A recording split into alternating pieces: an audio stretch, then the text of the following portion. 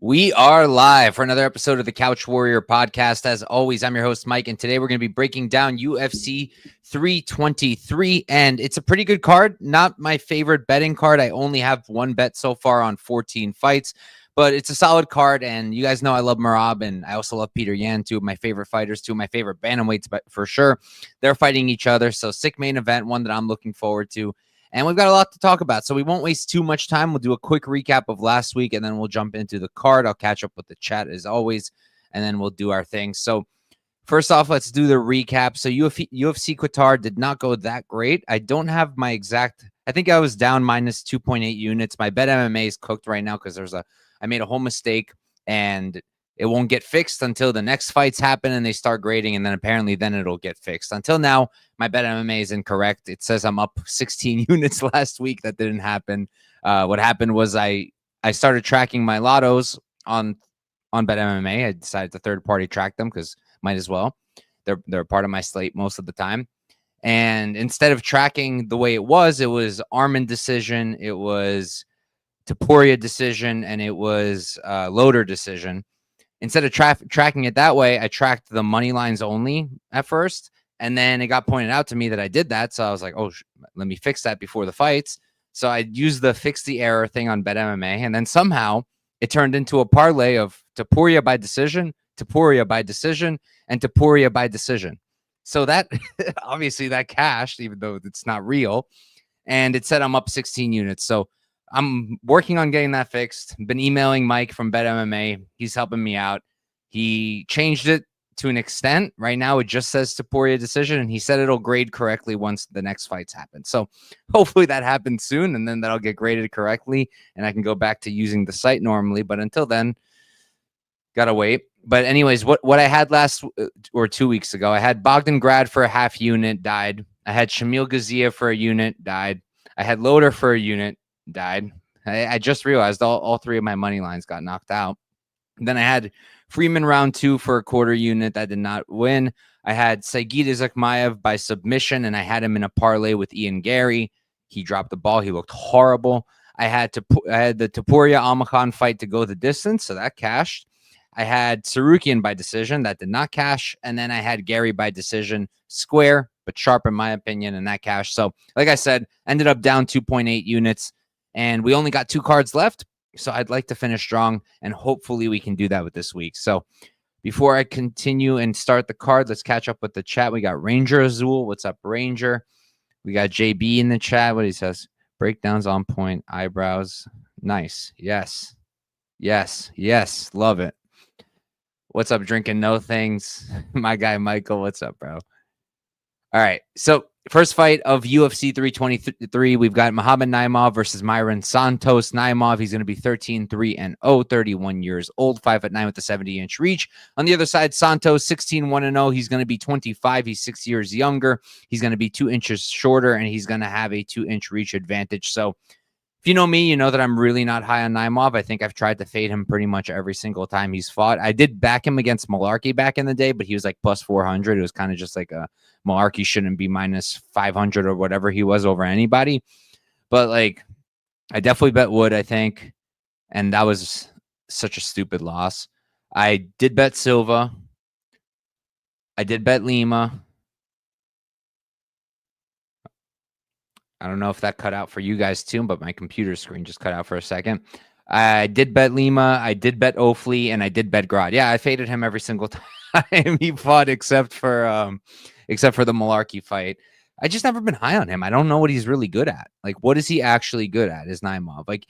He's serviceable everywhere. He's solid everywhere. He's a solid striker. He's a solid boxer. He's got solid power. He's a solid wrestler, but is he great at anything? No, he's not. He's a low output striker on the feet. His wrestling is fine, but does he do anything with it? No. He doesn't have any dangerous jiu-jitsu or anything like that. Does he land heavy ground and pound? No. He just top times you. So he's got solid wrestling, solid striking, solid power, but like he's not finishing anybody other than Malarkey. And Malarkey has no chin whatsoever. He's just I'm not crazy about him at all. I'm really not. I feel like he's just fine. Like he's gonna beat guys who aren't great, and that's about it. And then Nathaniel Wood fight, he had to cheat as hard as he possibly could to win that fight. And even then I didn't feel like he won the fight, but he was cheating. How many fouls did he commit? Like 5 or 6 or 7, something along those lines. So I'm just not high on the guy. Like I'm really not. And then on the Santos side, like I've had my doubts. I did back Ofli against him in the Ultimate Fighter finale before I realized Ofli's not really that great.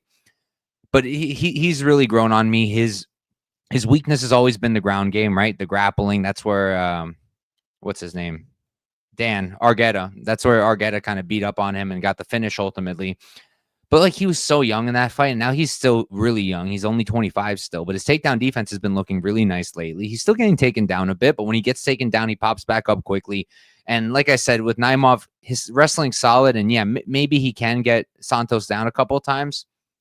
But is he going to do enough with it to negate whatever Santos did on the feet? I don't think so. So, like, unless Naimov takes him down literally at the beginning of every single round, even if he's racking up like 3.5 minutes to 4 minutes of control time, I don't know if that's going to be enough because he doesn't really do anything. And yeah, like JB's saying here, like even when he's not gassed, he can also be taken down. It's kind of irrelevant here because Santos isn't going to wrestle him. But yeah, like his takedown defense isn't great either. I have a ton of issues with him. I can go on for days, but I do think Santos should get it done. I do. I think the ground game has improved enough where it's not going to be a major threat here from Naimov. And then on the feet, like maybe Naimov can crack him. Like we saw Marshall drop him. Marshall's not really a power guy either. But I really like Santos' striking. He's got a great jab, a clean 1-2. He keeps the guard pretty high. He goes to the body well. He's got nice teep kicks. He's got really good kicks in general. He can head kick with the lead leg or the rear leg. It doesn't matter. I really like his game. I love the leg kicks, the clinch game. And the thing with him, right, he's got a kick-heavy game. And I always talk about, like, how do you beat a kicker? You crowd the kicker. You take away the space. And, like, in theory, yeah, Naimov can try to do that here. But the beauty about Santos is, A, he's got the footwork to circle out. B, even if he doesn't circle out, okay, you close the distance. Great job. Now here's the clinch. And then he's going to just start rocking you with those knees. So, and I've seen Naimov control against the cage many, many times. I mean, Ofli was one of them. And Santos, I think, is strong in the clinch. I think he can keep him there. And I think he can just body knee him over and over and over again, cause major damage. And if he's kicking the legs, he's targeting the body, I think he can start to pick Naimov apart over 15 minutes. I think that's what he's going to do. I lean towards him winning the decision. I don't really think he's going to finish. I don't think he's going to knock out Naimov just because I see Naimov as very durable. But Naimov also hasn't really fought anybody like Santos, and it's possible that he falls apart and does end up getting finished later in the fight. Maybe he takes him out with the body shots. I'm not sure, but I lean towards the Santos decision. I'm a lot higher on him than I am on Naimov, and that's about all it takes there. My guy Jackson, appreciate you, bro. What's up, Keon Williams? We got Charlie Viglis in the chat. What's up, Charlie? How confident are you in Torres? Well, I guess we're going to talk about that soon. 2-3 numbers are nice for who Santos. I don't know. I'm not really feeling the finish. I think it's going to be a decision, but we'll see.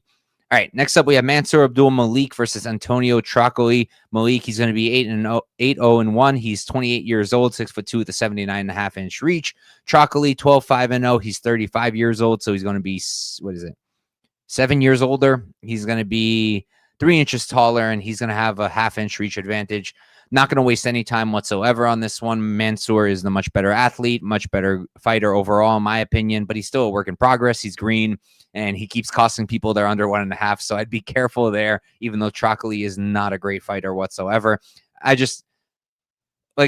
not going to tell you to go bet Malik minus 1,200. I'm certainly not going to do it, but I'm also not really sure what a Trocoli win looks like here. Like maybe I don't know what it looks like. I don't think he's going to win. So not going to waste time. I think Mansur gets him out of there, probably round 1.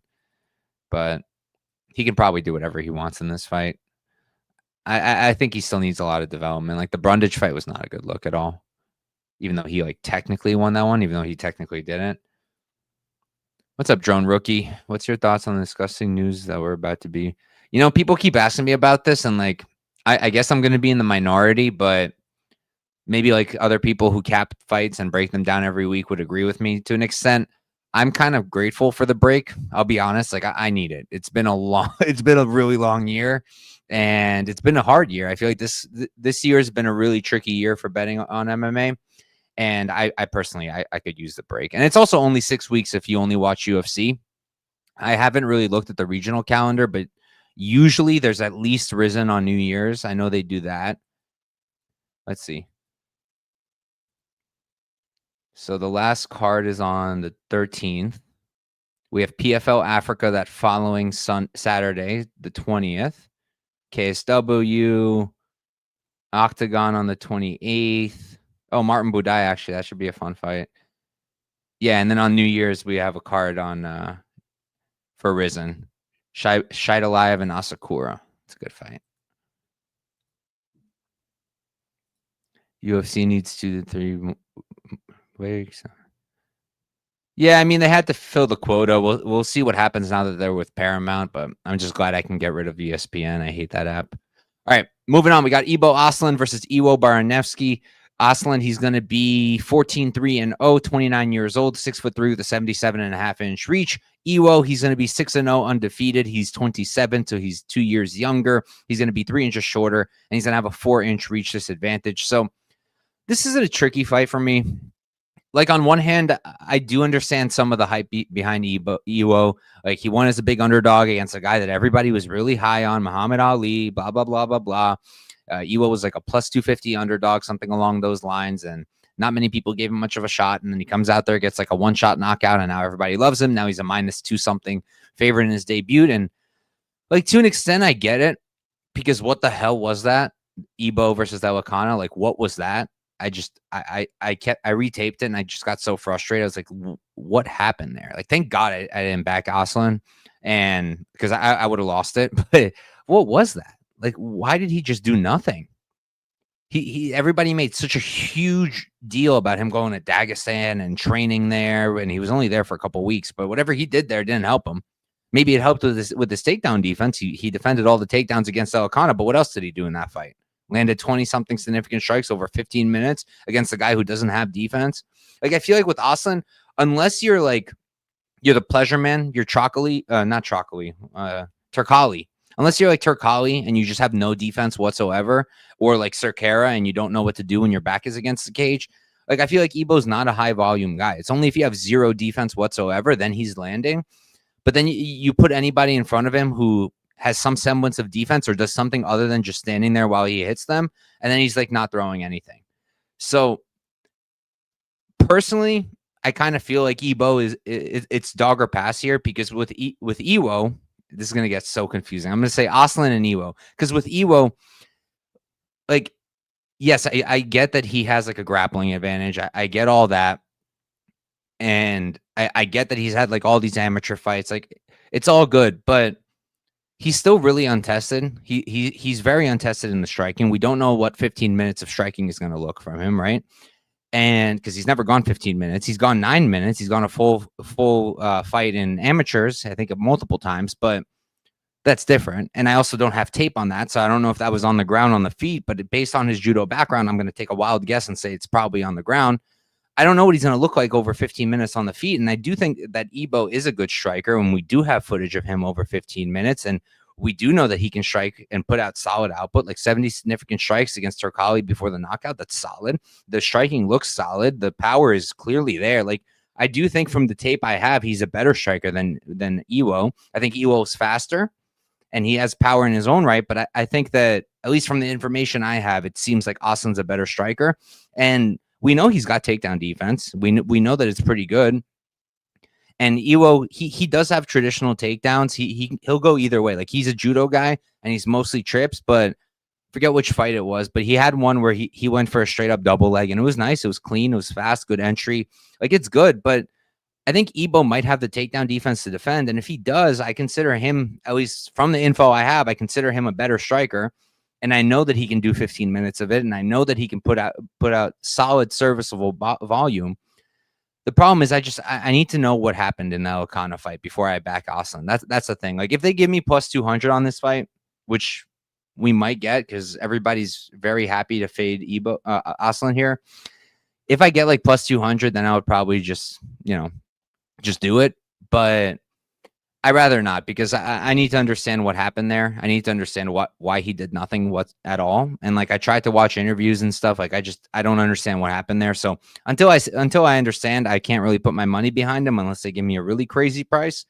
But I do think it's a dog or pass because like with Iwo, like I do like the striking and he's got a good jab and he's very fast and he comes in quick. He closes the distance. It's just I don't know what it looks like extended. I don't know what he would look like. Like I try to imagine them if they were in a kickboxing fight for 15 minutes, what that would look like. And I can imagine what it would look like with Aslan. I can't imagine what it would look like with Iwo. And I just need to see more from him before I'm backing him at chalk against probably a UFC caliber light heavyweight. I mean, it's not saying much. Light heavyweight's a pretty meh division, but I would say that Aslan is a UFC level light heavyweight, whereas with Iwo, I think he is, but I don't know yet, and I don't want to lay -2 something to find out.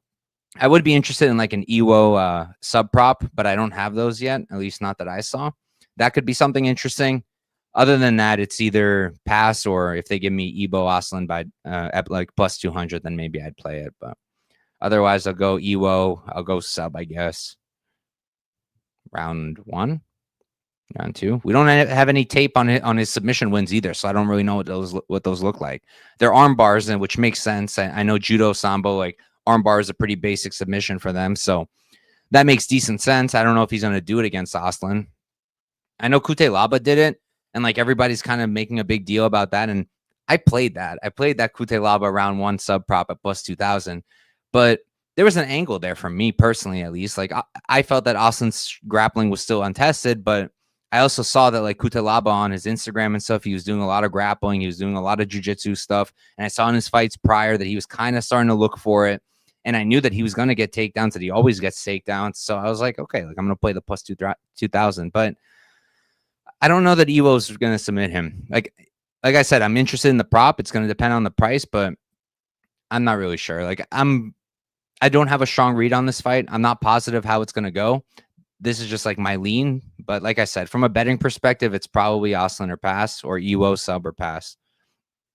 We can move on. Next up, we have Edson Barboza versus Jalin Turner. Barboza 24, 13-0, 39 years old, 5'11" with a 75-inch reach. Turner on the other side, he's going to be 14, 9-0. He's 30 years old, so he's 9 years younger, going to be 4 inches taller, and he's going to have about the same reach. Real quick, let me catch up with the chat, and then we're going to move on.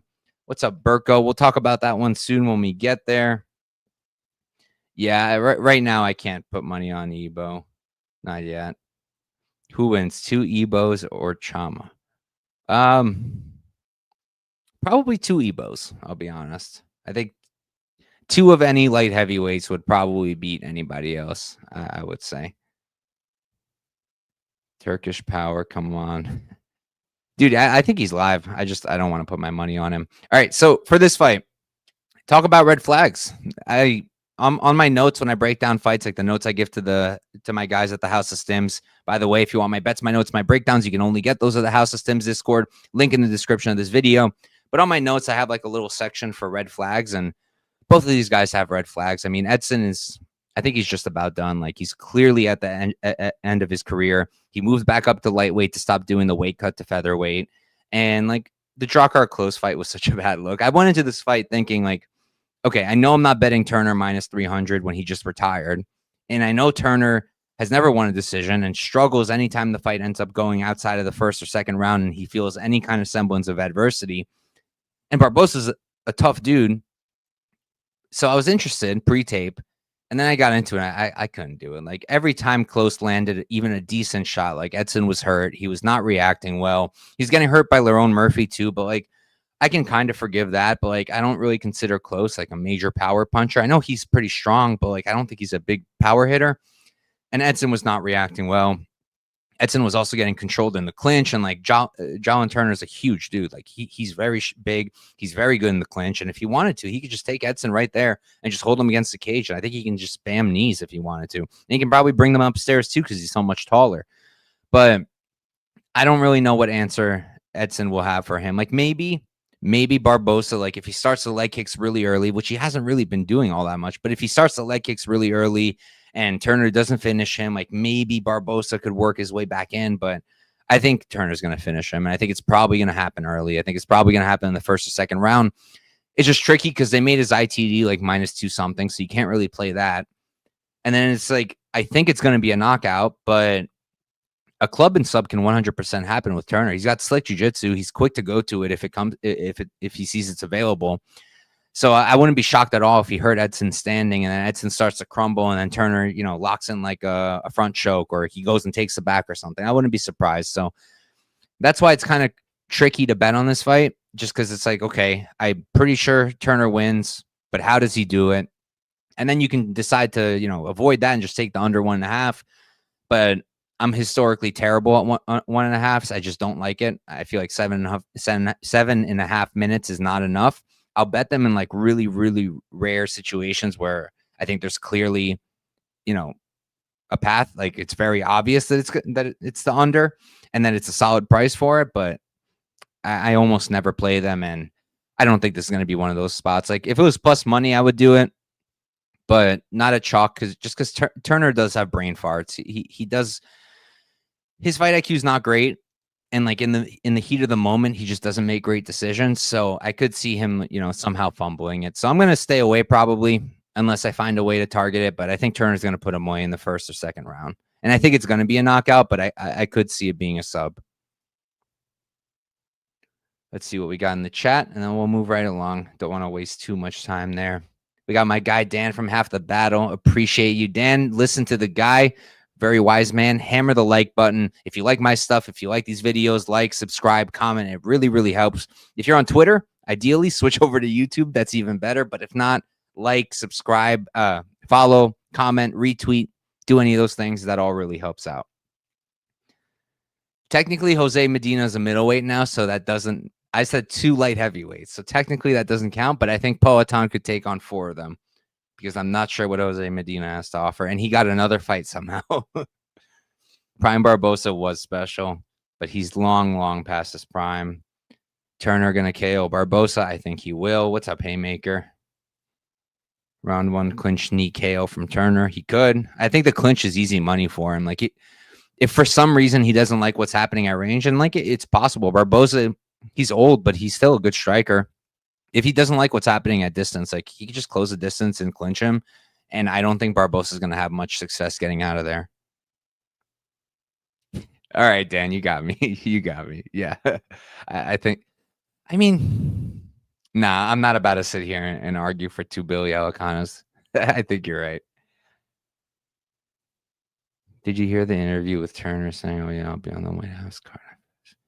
I mean, I don't really listen to a lot of interviews unless, like, I feel like a need to go and listen to them and see what they're saying about a certain thing. But, I mean, I'm not surprised. They all want to be on the White House card, except Royval.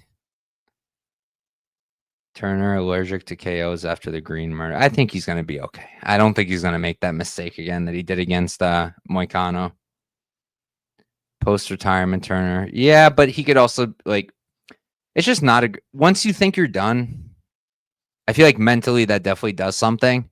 And I feel like it can't be easy to just go right back into it. And I figured, like, if anything, before I knew he was retiring, I thought if anything after the Bahamondes fight, he would just go up to welterweight. That seems reasonable. Do what Yoel Alvarez did. Like, I think Turner can do it. He's a big dude. But now he's still doing the cut to 155. Like, I don't know. I got to see him after retirement and see how he's doing.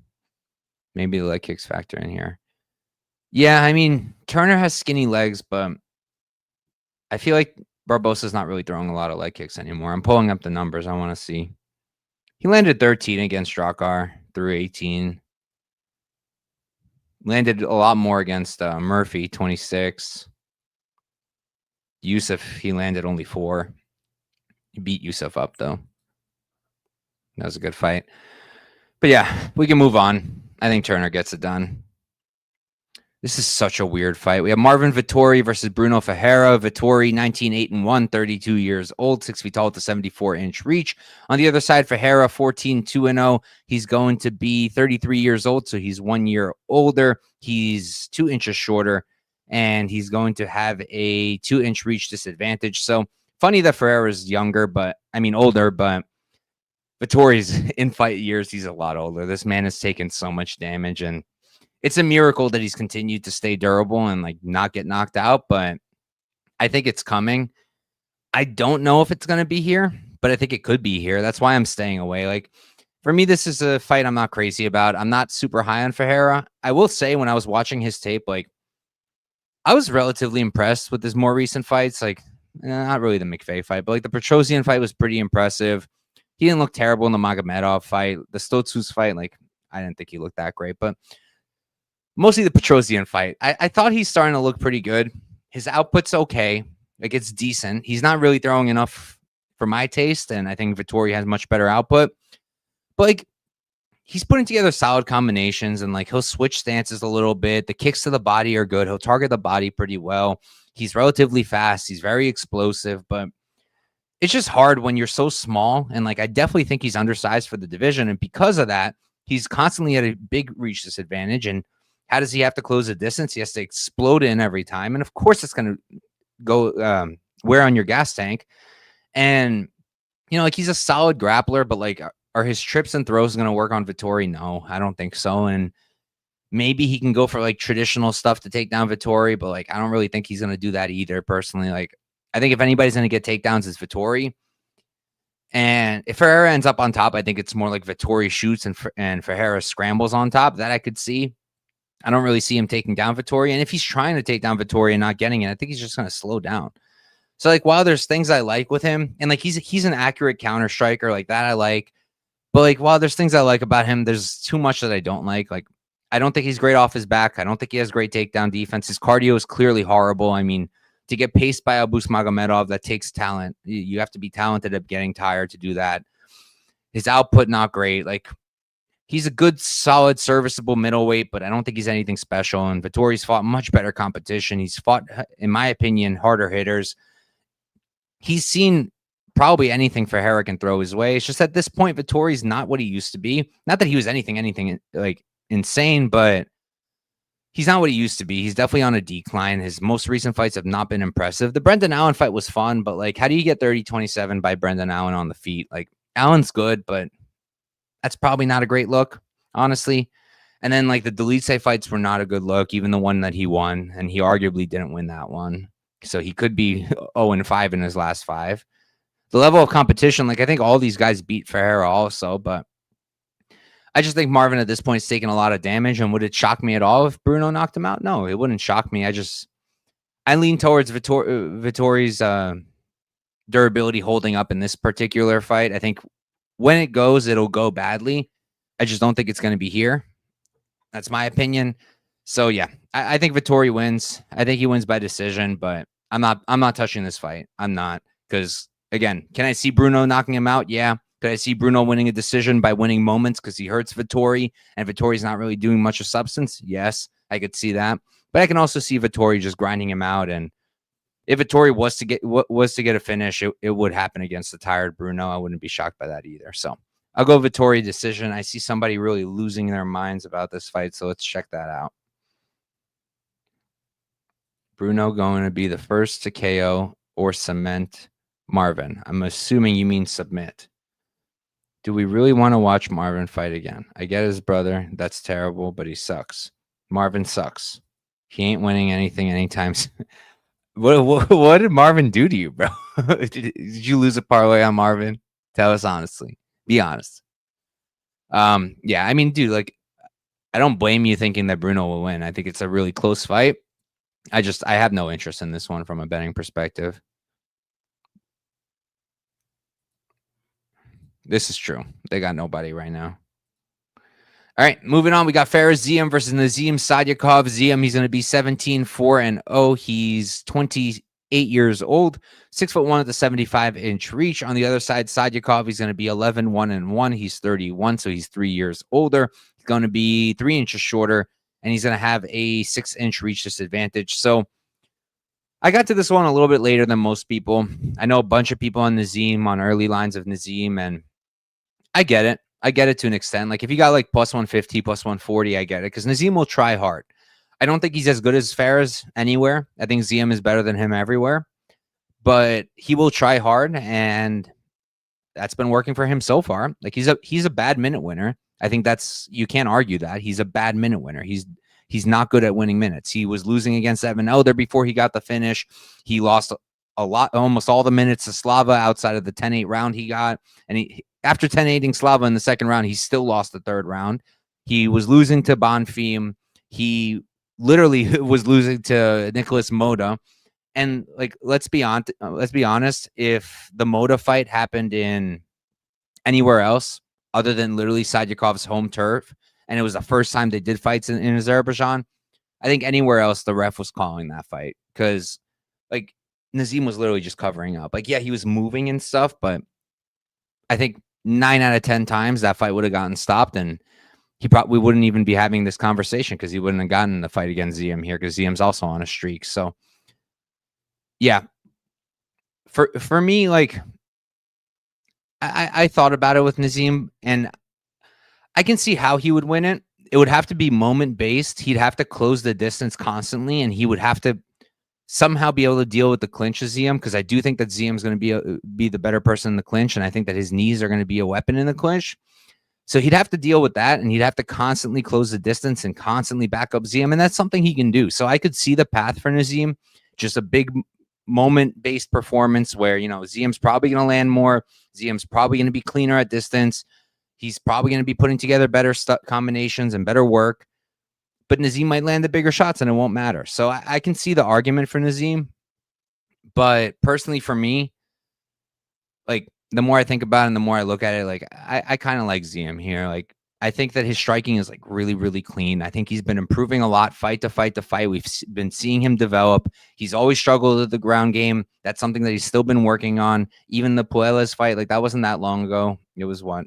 Oh, it's almost 2 years ago. So he has improved a lot since then. But like, that wasn't a great look. But is Sadykhov really grappling anybody that well? Is he really that good of a wrestler? No, I don't think he's that good of a wrestler. And I don't think that he does that much with the top control either. I don't think he's going to submit Ziam. And I just don't see him doing much with the takedowns if he gets them.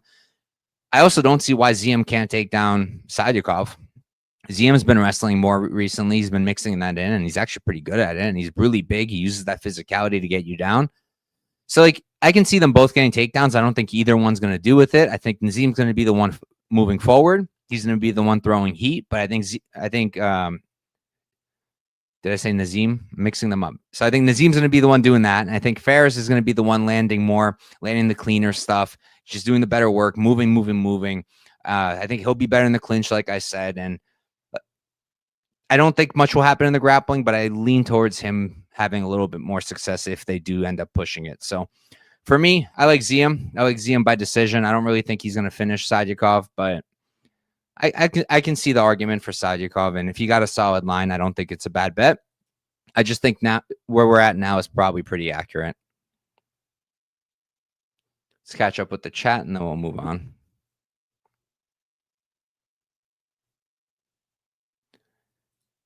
We got Steven's picks over here. What's up, Steven? Thanks for tuning in. I've walked too many flights and being boring and thinking he won, but he lost. Sorry, I thought there'd be more people commenting. I'm out. He got really pissed about my Vettori breakdown. I'm not even betting on Vettori. Is what it is. Okay. I don't have any bets on the, if you're asking about the Ziam Sadykhov fight, not yet at least. JB saying split decision for that one. I could see it. He got subbed by McKinney, but I don't think he's been knocked out. Definitely not in the UFC, I'm pretty sure. Let me check. Yeah, he's never been knocked out. Let's see.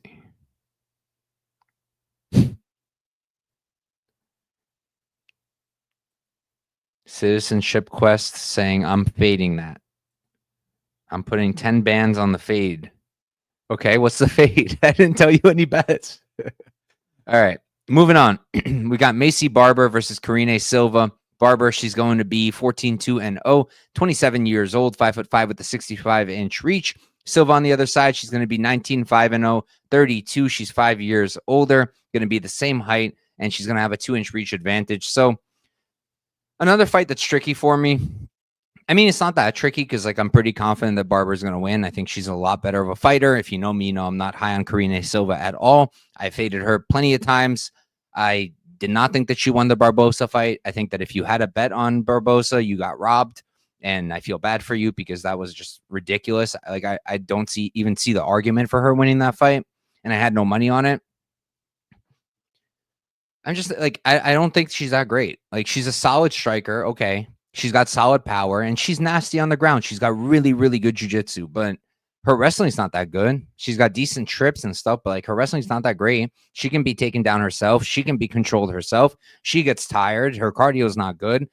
Like, I'm just not high on her at all. Like, she's dangerous if she can get it where she's best, but she doesn't even have the best tools to get it there. That's the thing.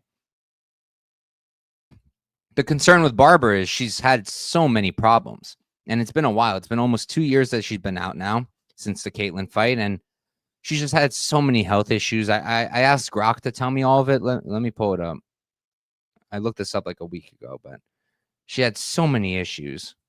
And I don't know if she's going to come back and look like she used to before. Like, if she's healthy, I think she's going to kick Karine Silva's ass. But at minus 180, I don't know if I'm willing to risk it. All right, let's see. Maycee Barber has faced a series of serious health conditions over the past 18 months, stemming primarily from severe infections and related complications. She was hospitalized after the Shukagian fight for a combination of strep, staph, MRSA, I don't know what that is, pneumonia, and Epstein-Barr virus. I don't know what that is either. Doctors also discovered she had an enlarged spleen, which carried a risk of rupturing. Recently, she had a pseudo-seizure tied to autonomic nervous system dysfunction. Yeah, like, no way. Like, I'm not laying minus 180 when she's had all those problems, and I don't even know what half of them mean, and I can't imagine that they're good. So, like, not really running to the window to lay the chalk. But if she's healthy, I think she should win this really comfortably. I think she's a way better striker. I like Maycee Barber striking a lot. She's a great boxer. Mixes it up well. She's got good combinations. She's got good power for the division. And she's just a boss. Like, she's a dog. She's always pushing it. She pushes the pace. And I think that if she's healthy, I think there's a good chance she gets Karine Silva out of there, probably in like the second or third round. I think those props are on the table. I don't think those are a bad bet. I think that if she gets on top, because Karine is like going for bad takedowns, and just like, I wouldn't be surprised if Karine ended up pulling guard. If she does that and Barber's on top, I think Barber's going to pound her face into the ground. And I just think she should get it done. It's just like, I don't know where she's going to be at health-wise, and I do respect the grappling of Karine to the point where I don't really want to risk it at minus 180 personally. So I'm going to stay away for now. When it was like minus 155, I was looking at it. That's when I just taped it. I was like looking at it. I almost played it. I didn't. And then the line came way down, and I was like, okay, I'm not touching that. But I'll look at the props. I'll look at the 2-3. I'll see what those numbers are. I saw that ITD, KO, those props aren't bad either. So maybe I'll target something like that. Or I don't hate the fight doesn't go, or the under 2.5 at plus 200, because then you're covered by a Barber finish, and you're also covered by a Silva submission. So that might be a way to do it. But like, I also thought the line would be a little bit better. So it's a spot I got to still look at and think about, but it is going to be Barber decision for me, and I'm probably just going to pass on this one. Don't want to mess around with all those health issues. Okay, now Citizen agrees with me. He will not be fading me this time. He betted on her and won, but thought it was BS. Okay. Oh, he's talking about the Silva Barboza fight, I believe. What's up, Raw? Torque. MRSA infections caused by a type of staph bacteria becomes just... So that can't be good then, right? I would assume no. He has a 5-leg parlay that has a 95% chance of hitting. You better be max betting it then. Tyra Merab, Peyton Pantoja, Jan. Okay. Good luck. All right. Next up, we have Terrance McKinney versus Chris Duncan. McKinney, he's going to be 17-7-0, 31 years old, 5'10" with a 73.5-inch reach. On the other side, Duncan, 14-2-0. He's 32. He's 1 year older. He's going to be the same height, and he's going to be at a 2-inch reach disadvantage. So, classic McKinney fight. I'm surprised that it's this close of a line, honestly, because I thought people were done with Terrance, but I guess he got a couple more wins and people are back and feeling him again. And it's definitely one where he can win. It's just like, I need a better line. I need a better line when he's fighting a guy who is really tough. And while there's ways he can finish Duncan for sure, I don't know that it's going to be easy. And if he doesn't get the first round finish, like Duncan is probably going to beat the living daylights out of him realistically. With McKinney, we all know what he is. He's round one or bust. He's one of the best round one fighters you'll see. He's a really good wrestler. He's super athletic. He's super explosive, really fast on the feet, really powerful. He's a great athlete. He's a great fighter early, but he's got no gas tank. He can't go past the first round. And I think he had a moment in time. I remember an interview where he was saying he tried like being more patient and being able to extend the fight, and he realized it just wasn't working. So he went right back to doing what he does best, and that's exploding in the first round. And if it doesn't work out, it is what it is. He's been knocked out, 4 times, submitted, I think, a similar amount of times. He's been finished a lot, and I can definitely see him coming out there. I think he will get takedowns, right? I think he's going to get takedowns. And can he submit Chris Duncan? I mean, if Torres could do it, why can't McKinney do it? I can see that. But I don't know that he's going to. And can he knock out Duncan? Yeah, he can also knock out Duncan. We've seen Duncan knocked out. We've also seen Duncan hurt. And McKinney hits like an absolute train, and he's super fast. So I can see him knocking out Duncan too. But again, Duncan's been knocked out once, and he's been hurt before, but he recovers pretty well most of the time. And as long as he survives the first round, he should probably be okay. I think that over 15 minutes, he is a better striker. I think I can trust him a lot more. I know that he can do it. He has. I know that he won't quit. I know he'll fight for your money. I know that he's got good power in his own right. And like everybody's talking about Duncan being chinny, can't we argue that McKinney's probably more chinny? Because McKinney's been knocked out 4 times, and when McKinney goes out, he goes out like a cartoon character. He just gets slept. So I'd argue his chin's worse. His cardio's definitely worse. Duncan's a better striker over 15 minutes, and I think Duncan can probably defend a lot of the takedowns. So I do think Duncan's going to win. I think Duncan's going to finish him in the second. I think he can do it either way, KO or sub, but I was telling this to somebody today. I have a feeling it's going to be Chris Duncan, round 2, guillotine. I think that's what it's going to be. He's been into that, which is a little bit concerning because if he's jumping gilly too much, he can end up on his back too much. But I have a feeling that McKinney's going to get tired. Duncan might land a big shot in the second round. McKinney's going to shoot. It's going to be a sloppy shot. Duncan's going to jump gilly, and he's going to get it. So that's my personal prediction. I think it's going to be a Duncan round 2 sub. I can understand the McKinney plays, but for me, if anything, I rather like a Duncan live spot. Okay, let's see. We got people arguing in the chat. All right, I'll let you guys have your arguments. We're going to move on. Next up, we've got Grant Dawson versus Manuel Torres. Grant Dawson, he's going to be 23-2-1, 31 years old, 5'10" with a 72-inch reach. Torres on the other side, 16-3-0. He's 30. He's 1 year younger, going to be the same height, and he's going to have a 1.5-inch reach advantage. So tricky fight just because we've never really seen either guy fight anybody like the other one. Like Grant Dawson's never fought a striker this explosive or this big, and Torres has never fought a grappler like Grant Dawson. So we don't really know how they're going to deal with the other, and we have to make some assumptions. But I mean, in general, it's pretty obvious. Like this is a really binary fight. If you think Grant Dawson's not going to get takedowns, like Torres is going to kill him. It won't even be close. Torres is a much better striker with way more weapons, and he hits a lot harder, and he'll destroy Dawson. Like Dawson's gotten a little bit better in the striking, but it's still pretty bad, I would say. And if for whatever reason he can't get takedowns, like he's done. He's done. Torres will kill him.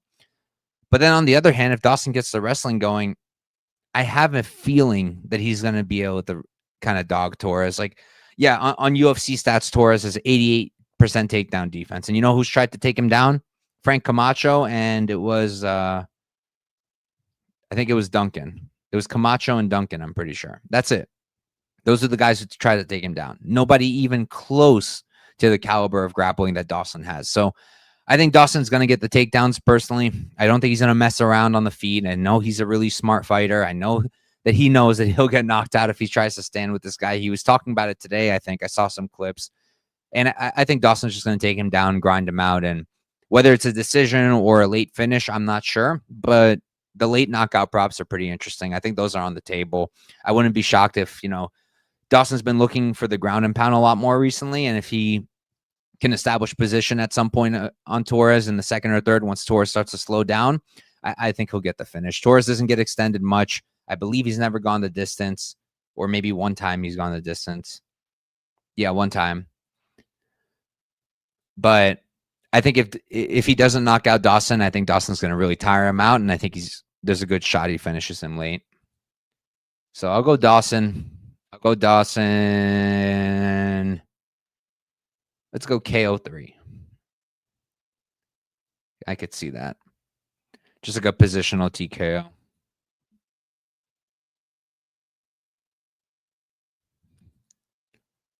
Last episode, probably Madness. We talked with Chris for about an hour. I gotta check it out then. I didn't see that one. I've seen him. I've seen some of his interviews. He's a chill dude, from what I could tell.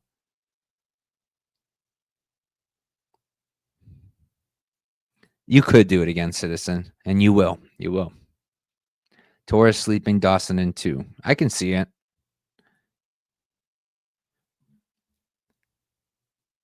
Like, I don't blame anybody betting on Torres.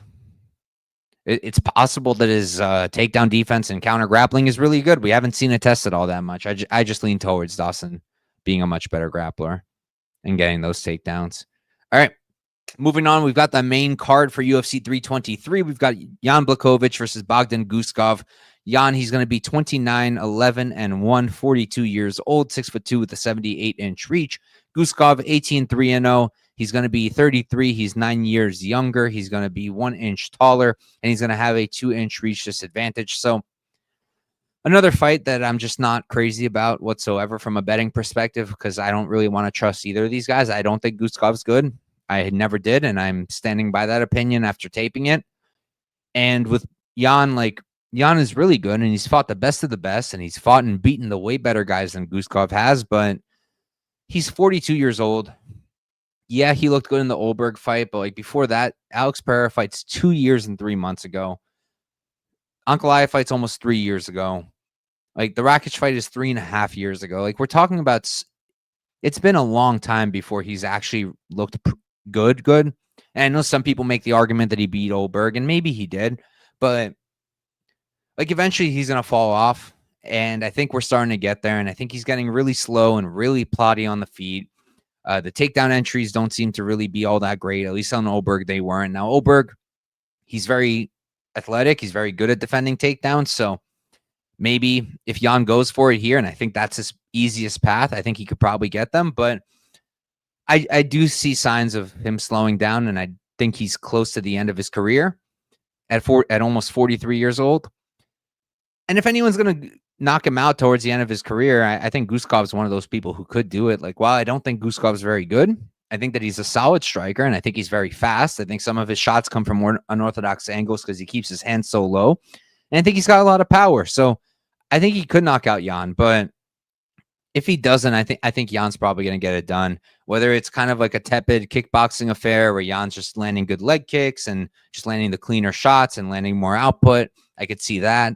I could see a similar kind of fight, but Jan is wrestling more and he's getting takedowns. I can see that. I think that if he gets on top, he can probably submit Guskov. I know that Jan hasn't submitted anybody in a very long time, but he is a good wrestler and he does have good jiu-jitsu. I believe he's a black belt, and Guskov, I know it's something he's working on, and I know he's training with Walter Walker. He's at Gore MMA. He's at a Russian camp. His takedown defense seems to be getting better, but he's still getting taken down in almost every single fight, right? Krylov didn't even try. God bless him. Elikana took him down, took his back, and won the first round on short notice. Ryan Spann took him down. I don't think Pauga did. But Pauga is also not much of a grappler. Yeah, he didn't. And I don't think he tried either. No, he tried twice. Nice. And yeah, and then we know Uzdemir took him down and subbed him. But yeah, like if Jan takes him down to the ground, I think he's going to win the fight. If he can do that early and do it often, I think it's going to be pretty dominant at that point. Then he can either win by submission. I think that's on the table, and I don't hate the numbers, and that's a bet I am looking at. Or it could be a decision. I could see that too. But if this is a stand-up affair, I would just be nervous holding a Jan ticket, A, because maybe the durability is going to go and he's going to get knocked out, and B, he's been pretty low volume lately, and while I think he's the better striker, is there a planet where Guskov can win this over 15 minutes on the feet? Yeah, there is, I think. There 100% is. I think he can throw comparable output and land the bigger shots, and that'll win him the decision. So I'd be careful backing Jan at this age, but I do think he's going to do it. I think it's probably a decision if he wins, but if I do bet it, it'll probably be a sub or something. See what we got in the chat. If it's anything other than arguing, I'll pull it up. Let's see. Charlie's saying Jan Moneyline is live. I agree, but I don't like the chalk price tag on him. Dude, his decision is like minus 200. I think we know. Ends by sub, maybe if it's close. Guskov liking those front chokes. I know you like your contrarian sub props, JB, but like, I don't know. And Ferreira having the gilly on him is the reason people lost a ton of money on Ferreira's submission against Ankalaev in their first fight. So I'll just say that. But let's move on. We've got Henry Cejudo in his, I believe this is a retirement fight versus Peyton Talbot. Cejudo, 16-5-0, 38 years old, 5'4" at the 67.5-inch reach. Talbot, 10-1-0, 27. He's 11 years younger. He's going to be 6 inches taller, and he's going to have a 3-inch reach advantage. I was just checking how long ago the Barcelos fight was, not even a year ago.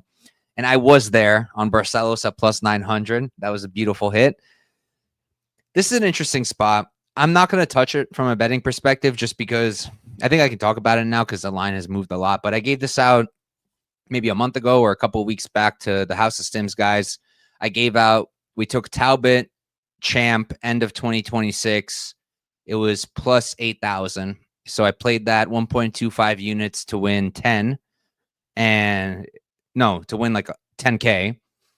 And the plan there is obviously to hedge. I don't think that Peyton will beat Merab, but the angle was he's fighting Cejudo. I think he can win. And if he wins, I think there's a good shot he gets the shot or one of the upcoming title shots. Because if we can take him at his word, which I think we could, and if he beats Peter Yan, he said he wants to defend next year as many times as he did this year, if not more.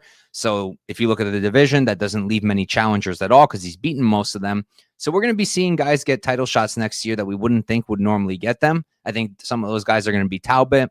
I think that Zahabi's going to be one of them, possibly. I think we're going to see guys who we wouldn't expect. I think we're going to see them getting title shots. So I thought it was a good angle, and that's why I'm rooting for him here. I essentially have a bet on him, but I'm not going to have anything else because I don't want to lay minus 300 on him against Henry when I've already got over a unit on him to be champ next year. I don't really want to do much more. And like, can Henry win? Of course Henry can win. Like, yeah, Peyton's takedown defense looked a lot better against Lima, but that's Lima. Lima's a good fighter. He's not Henry Cejudo, though.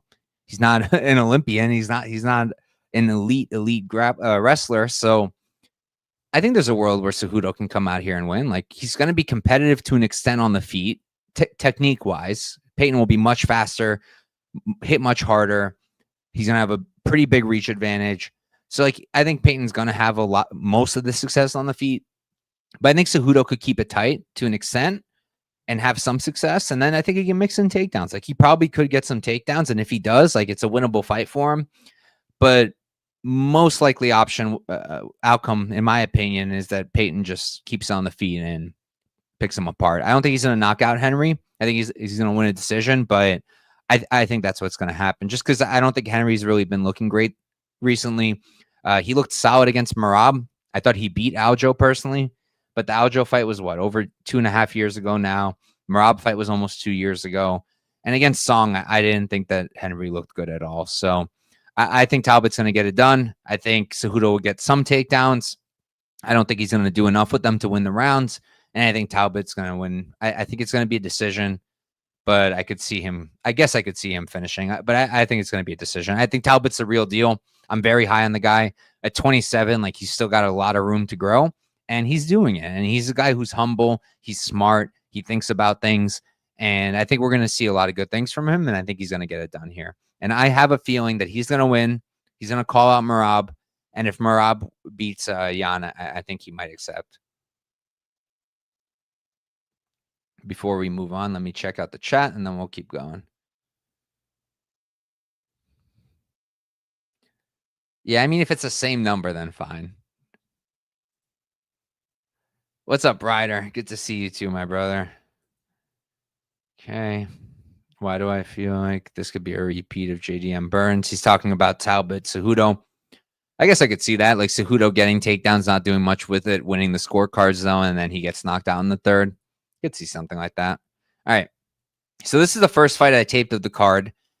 And all right, let me intro them first. We got Brandon Moreno versus Tatsuro Taira. Moreno, 23, 8-2, 31 years old, 5'7" with a 70-inch reach. Taira on the other side, 17, 1-0, 25. He's 6 years younger, going to be the same height, and he's going to have the same reach. So I went into the tape on this one. I knew a bunch of sharp people on Taira, and I thought to myself, like, okay, I know that Moreno hasn't been looking that great lately. I haven't been super high on him. Never been a huge Taira guy, but I do think he's good. He's young. He's been looking better. Looked great in the park fight. I was like, okay, like, let's see. And I went into the tape pretty biased already, thinking I'm going to bet Taira. And I was essentially just trying to force myself to like Taira. And I didn't. I didn't like Taira, I'll be honest with you guys. Like, I wasn't. Like, I'm impressed by him. I'm just not. I'm not sold on laying chalk on him in this fight against Moreno, personally. Like, yeah, I know Moreno hasn't looked good. Like, the Usyk fight, I felt like that was kind of a bad look for both of them. They kind of, like, they threw output, I guess. Like, they both landed over 100 significant strikes, but nothing of substance. And it didn't really look like either of them was trying all that hard. And it doesn't feel like Moreno's hungry to me, personally. The Albazi fight was fine, but, like, Albazi just kind of ended up being a nothing burger. I thought the most recent Royval fight was horrible. He looked horrendous in that fight. So, like, he's only 31. He's not old, but I do think that we're seeing some semblance of a decline in Moreno, and I think we're seeing some semblance of disinterestedness from him. And I also think it's a little bit interesting. This is his first 3-round fight in 5 years? I think it's his first 3-round fight in like 5 years, 9 fights, right? So 9 fights in a row. He's preparing for 5-rounders. And now he's going back to 3. Is it going to make a huge difference? Probably not. But it might mess with his pacing a little bit. It could mess with him a little bit when you've had so many 5-round fights. That's the only thing you're preparing for is 5 rounds, 5 rounds, 5 rounds, and then you get a 3-rounder. It's going to be a little bit different.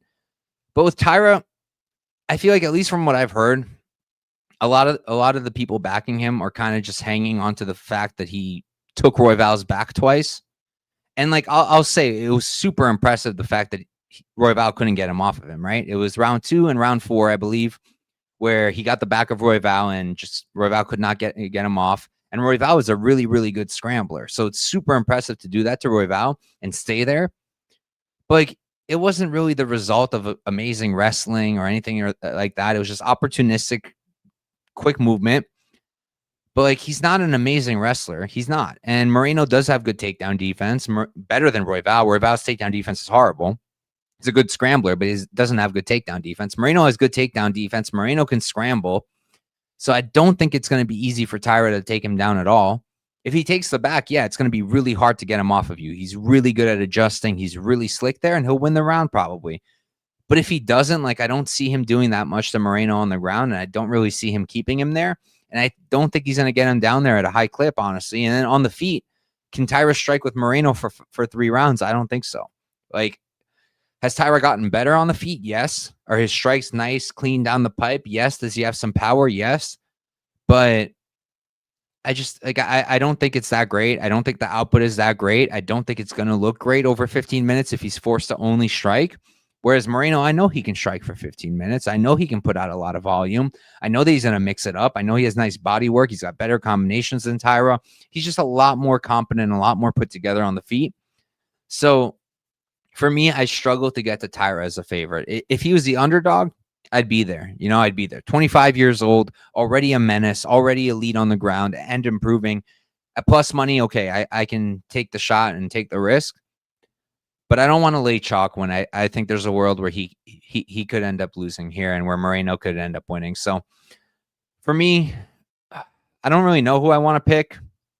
Like on one hand, I want to go with the younger guy on a higher trajectory. But on the other, I feel like Moreno's just a lot more tested. And I'm going to go with my gut. My gut's telling me Moreno, so I'm going to go with my gut.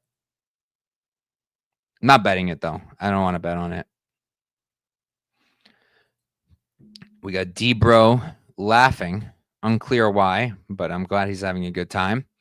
Next up, we've got Alexander Pantoja versus Joshua Van for the UFC flyweight title. Pantoja 35-0. He's 35 years old, 5'5" with the 68-inch reach. Van on the other side, he's going to be 15-2-0, 24. He's 11 years younger, going to be the same height, and he's going to have a 3-inch reach disadvantage. This is such a sick fight. Really, really sick fight. And not one I'm super confident in. I don't really love any of the lines personally. I've been considering a shot on Van just because, like, Pantoja, I know he's been looking really good, but he is 35 and, like, he does have holes Van can take advantage of, right? Like, Pantoja's super hittable on the feet, really hittable. He's been hurt before. And we know that, like, it's tricky because his cardio doesn't seem that great. He looks like he gets tired every single time he leaves, like, the second or third round. But the gas still works. Like, he looks tired, but he doesn't really act tired. He still goes out there. He's still putting out volume. He's still going for takedowns, but he does seem to be getting a little bit tired. And Van is a guy who punishes the body. His body work is so nasty, and the output's just ridiculous. And if this dude's just targeting the body of Pantoja early and keeping it on the feet, I think Pantoja is going to start to struggle. Like, I think Van's going to throw a lot more. I think Van's a cleaner boxer, and I think he can take advantage of Pantoja's lack of defense. And like I said, I think that the body work's going to really drain the gas tank of Pantoja. And I think later in the fight, Van could very well take over, if not finish. But first off, on the feet, like, there's a lot of talk about Van and Van knocking out Pantoja, right? But I can also see Pantoja knocking out Van on the feet. Pantoja is also a good boxer. Pantoja also has good volume, not on the level of Van, but also good volume. And Pantoja's got power, and Van has terrible defense. Van also doesn't defend well. Van is taking a tremendous amount of damage every single fight he has against a guy who can strike.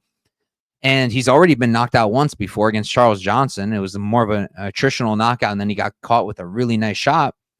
But it just kind of shows me that he used up a lot of his durability way too early in his career. And while I think he's going to be champ, maybe not this time. Maybe not, I don't think it's going to be on Saturday night, but I think eventually he'll be champ.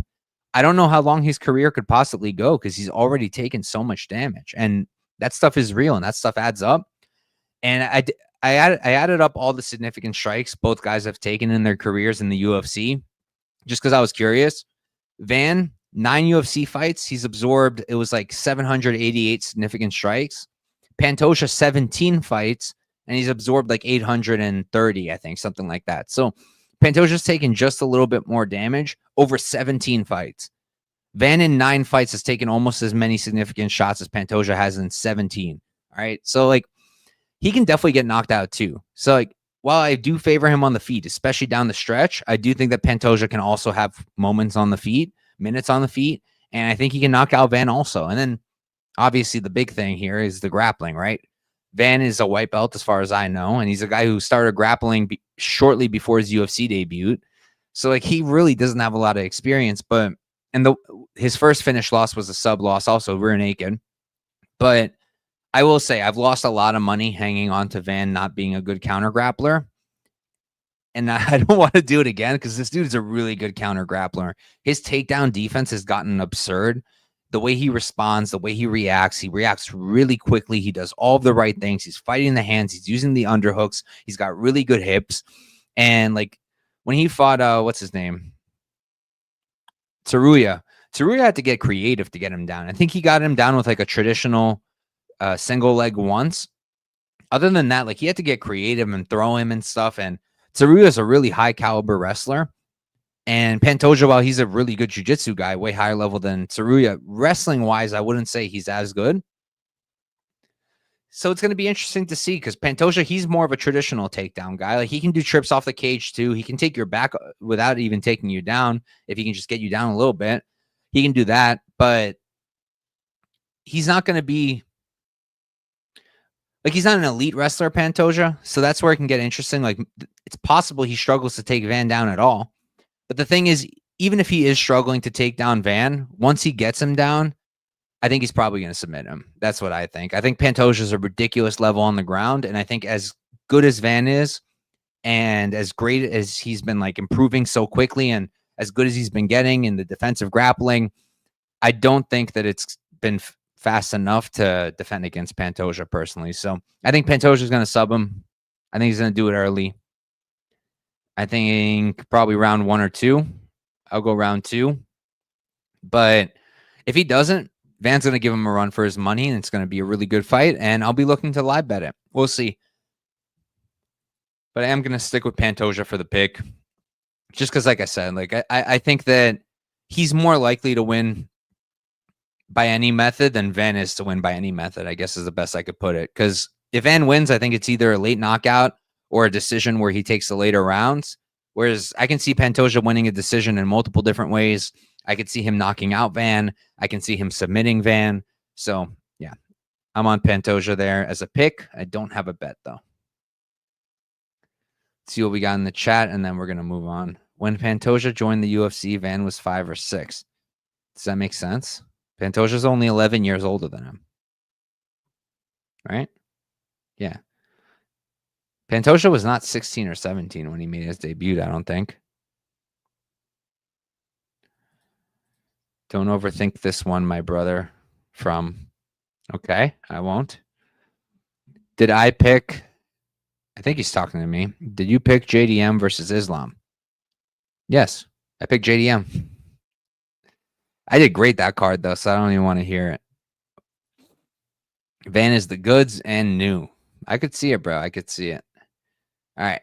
We're up to the last fight of the card. We've got Petr Yan versus Merab Dvalishvili 2. This is the rematch. Merab 21-4-0, 34 years old, 5'6" with a 68-inch reach. Yan 19-5-0. He's going to be 2 years younger at 32. He's going to be 1 inch taller, and he's going to have a 1 inch reach disadvantage. So, fun fight. I feel like low-key, outside of Umar, Petr Yan probably has the best shot to beat Merab out of anybody else, at least tools-wise, because he does have the tools, right? Merab, I know he's improved in the striking to an extent, but like, I think a portion of it is probably just really good vitamins, because I don't know where this power magically came from that he hurt Corey Sandhagen with, but I do think that Petr Yan is still a way better striker and just a way cleaner boxer, and Petr Yan's striking is so clean. It's so crisp. The leg kicks are really nice. When he uses those early, I think it's a really good weapon of his. His body work is really clean. His combinations in the pocket are really good. I think he's still a better striker, and I think his takedown defense is still elite. Like Merab shot like 40-something times and only got like, I think 10 or something along those lines. Yan stuffed a lot of them, and he had a lot more success stuffing the takedowns than a lot of Merab's opponents. The problem is, and this is a problem most people have with Merab, is he doesn't really need to finish the takedowns. He just needs to put the threat out there, and that's why he outstruck Petr Yan the first time. Well, arguably why he outstruck Petr Yan the first time. You can also argue about the injuries, right? Petr Yan had the broken right hand, I think, and he essentially didn't throw it that much in that fight. So you could say it was because of that, and it's entirely possible it was. We saw how a right hand can affect somebody. We saw Lucas Almeida not even able to defend himself, and as well just put him away right away. Like, it's obviously a big difference if your hand is actually broken. And if that actually had an effect, like, it's possible we come out here and Yan is cooking Merab on the feet. That's on the table still. But Merab is injured also, like every fight. And I'm pretty sure he had like a broken foot in that fight too. And he still shot for 40-something takedowns. And the dude is just built different. And the cardio is ridiculous. The way he weaponizes it is ridiculous. The way he uses his takedowns as a sort of feint on the feet at this point is ridiculous. I have a hard time seeing anybody beating Merab. Maybe I'm biased because I'm a tremendous fan. I'm a big fan of both of these guys. That's why it's kind of hard for me, because I want to root for both and I can't. But yeah, I don't blame anybody betting Petr Yan at plus 350, or if you got plus 400, even better. Plus 300, I still think is a good line. Like, I do feel like that line is wide. I just personally don't really want to cheer against Merab. I don't. He's one of my favorite fighters. I did it once when I took Sean in the rematch by decision, and it wasn't an enjoyable experience, and I don't want to do it again. So, yeah, I'm going to stick with Merab. I think he gets it done by decision. I do think a finish could be possible. I know he's been working the front choke series a lot lately. I know that's been like a big focus of his, and we saw him get it against O'Malley in the rematch. And I could see maybe him getting it against Jan, but I think it's probably a decision. Also, I forgot to mention it, but the problem with Jan that has always been an issue is still kind of here. It's that he takes forever to get started. He's a really, really slow starter. Usually he's just one round, but when he has like 5-round fights, sometimes he's also it'll take more than one to get him going. And it's cost him more than once. So that's another thing with Jan. But overall, like I said, I think this is a good fight. I think that Jan could get it done. I think from a money line perspective, if you put a gun to my head and forced me to take a money line bet, it would be on Jan. I'm not laying minus 400 or whatever on Merab. But in terms of a pick, I think it's going to be Merab. I think he gets it done. And I believe he'll be setting a record if he does it, right? For most title defenses in a year at 4, which is crazy. This dude's crazy. And he wants to do at least 4 next year, if not 5. Love to see it. And he probably could too. I think he probably retires after 26. That's my personal prediction. All right, let's see. Merab's finish odds were plus 950 KO, plus 1100 sub. For this fight, I don't hate those. But I didn't see plus 1100 for sub. I saw like plus 7. Let me see.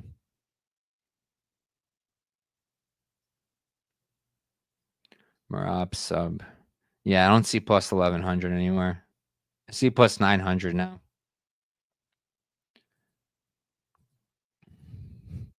I could see him having a crazy squeeze. He's been looking ripped. Like I said, I think he got some good vitamins the last few years. But yeah, I think he could sub Jan, but I think it's probably a decision. All right, guys, that's it. That's UFC 323. Thank you all for sticking with me and breaking down the fights. I'll run through the picks one more time. It's not going to be a big betting slate from me. Like always, you can only get my bets, my notes, my breakdowns at the House of Stims Discord. Link is in the description of this video. As of now, I've only put out 2 plays. Technically, it's 1 play, 2 bets, but I put that out, and I don't expect too many more bets, like maybe 1 to 3 more, and that'll probably be it for me. But in terms of picks, we're going Santos, Malik, Iwo, Badog pass, Turner, Vettori, no confidence, Ziam, Barber, Duncan, Dawson, Jan, Talbot, I guess Moreno, but I don't like it, Pantoja, and Merab. Thank you guys all for tuning in. Peace out, and good luck this weekend.